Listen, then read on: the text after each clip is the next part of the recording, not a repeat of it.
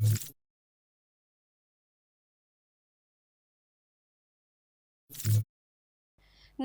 હું છું પ્રિયા અને તમે જોઈ રહ્યા છો જનતા કી જાણકારી ન્યૂઝ। નજર કરીએ આજના સમાચાર। સૌરાષ્ટ્રની રાજનીતિને લઈને સૌથી મોટા સમાચાર।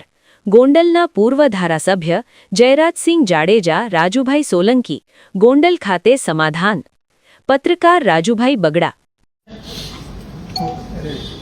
જે બાપુ સમાધાનને લઈને બેઠક યોજાઈ છે, શું કહેશો? જનરલ અમારે 2 દિવસ અગાઉ મળવાનું થયું હતું, ત્યારે અમારે પ્રાથમિક ચર્ચા બધી થઈ। ચર્ચાના અંતે આજે મળવાનો અમારે ફરીથી નિર્ણય થયો। આજે અમારે એવી રીતે મળવાનું હતું કે સમાજના તમામ આગેવાનો, અમારા ભારતીય જનતા પાર્ટી સાથે જોડાયેલા આગેવાનો, કોંગ્રેસ સાથે જોડાયેલા આગેવાનો અને દલિત સમાજના આમ આગેવાનો બધાની સાથે મળીને અમે એક આ આયોજન કર્યું હતું અને એના ભાગરૂપે આ કોન્ફરન્સ બોલાવવામાં આવી છે। થોડા દિવસ પહેલા દલિત સમાજ દ્વારા જે ઘોઘાવદર ખાતે મિટિંગ યોજાણી હતી, તેને લઈને પણ આક્ષેપો કરવામાં આવ્યા। મારી દ્રષ્ટિએ મેં કોઈ આવી વાતો સાંભળેલી નથી, પણ આજુબાજુમાંથી મને એવી વાત મળેલી કે ભાઈ રાજુભાઈ સોલંકીએ કોઈ મોટા પૈસાનો સોદો કરીને સમાધાન કર્યું છે। તો હું સ્પષ્ટતા કરું છું કે આ સમાધાન બાબતે રાજુ સોલંકીએ 1 પણ રૂપિયો મારી પાસેથી લીધેલો નથી, એની હું નિષ્ઠાથી ચોખવટ કરું છું।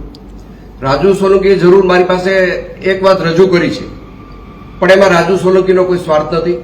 રાજુ સોલંકીએ મારી પાસે એ વાતનો પ્રસ્તાવ મૂક્યો હતો કે હું અમારા સમાજની ગરીબ દીકરીના સમૂહ લગ્ન કરવા જઈ રહ્યો છું, સમાજ પાસેથી મારે ફાળો લેવાની ઈચ્છા નથી, તમે મને આ સમૂહ લગ્નમાં ભોજન સમારંભના ખર્ચમાં તમારે મને મદદ કરવાની છે અને આ ભોજન સમારંભ તમારે મને કરાવી દેવાનો છે। અને એમાં મેં રાજુને હા પાડેલી છે। બાકી રાજુએ કોઈ રોકડા પૈસાની વાત, કોઈ સમાધાન પેટે સોદાની વાત રાજુ સોલંકીએ મને ક્યારેય કરેલી નથી। રાજુ સોલંકી યારે 1 પણ પૈસાનો મારે વહીવટ થયેલો નથી। હું બધાને વિનંતી કરું છું કે આ પ્રકરણને અવળે રસ્તે દોરવા માટે, ગુમરાહ કરવા માટે જે વાતો સમાજની વચ્ચે મૂકવામાં આવે છે, એમાં મૂળ મુદ્દો પૈસા છે। પૈસાની આ સમાધાનની અંદર કોઈ વાત નથી આવી, પૈસાનો કોઈ સોદો નથી। જે મારી અને રાજુ સોલંકીના પરિવાર વચ્ચેની જે ગેરસમજ હતી, એ ગેરસમજ અમે સામે બેસીને દૂર કરી છે। મારે આ પ્રકરણમાં વધારે એવું કહેવું છે કે સમગ્ર પ્રકરણ જ્યારે બન્યું ત્યારે સામાન્ય ઉગ્ર બોલાચાલીનો મામલો હતો। આ મામલો વધીને 2 દિવસમાં બનાવ પછી પૂરો થવાનો હતો, પણ રીબડા અનિરુદ્ધે આખા પ્રકરણને ગેરમાર્ગે દોરવા માટે રાજુ સોલંકીને કાંઈ કીધું, સમાધાનનું કાંઈ વાત કરી, આ તે વાત કરી, પૂરેપૂરા સમાજને ગુમરાહ કરવામાં જો મુખ્ય ફાળો કોઈનો હોય તો રીબડા અનિરુદ્ધનો રહ્યો છે। રાજુ સાથે બેઠા પછી મને ઘણી વાતની ખબર પડી કે આ પ્રકરણમાં રાજુ કંઈ દોષિત છે જ નહીં, અને આ પ્રકરણને અવળો રસ્તો ચીંધાડવા માટે, આખી વાતને ગુમરાહ કરવા માટે અને પ્રકરણને આખું ડાયવર્ટ કરવા માટે માત્ર ને માત્ર જો આમાં કોઈનો હિસ્સો હોય તો આ પ્રકરણને ગેરમાર્ગે દોરવામાં રીબડા અનિરુદ્ધનો હિસ્સો છે। રાજુ સોલંકીએ ક્યારેય પૈસાની વાત કરી નથી।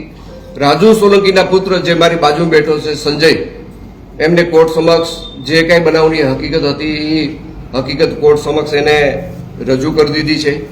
વાત હવે પછીના કેસની છે, તમારા કેસની રીતે પણ સમાધાન થઈ ગયું છે, કાયદાની રીતે પણ સમાધાન થઈ ગયું છે, અને મૌખિક અમે બેઠા પછી એક પારિવારિક ભાવનાથી અમારી વચ્ચે આ સુખદ અંત આવ્યો છે।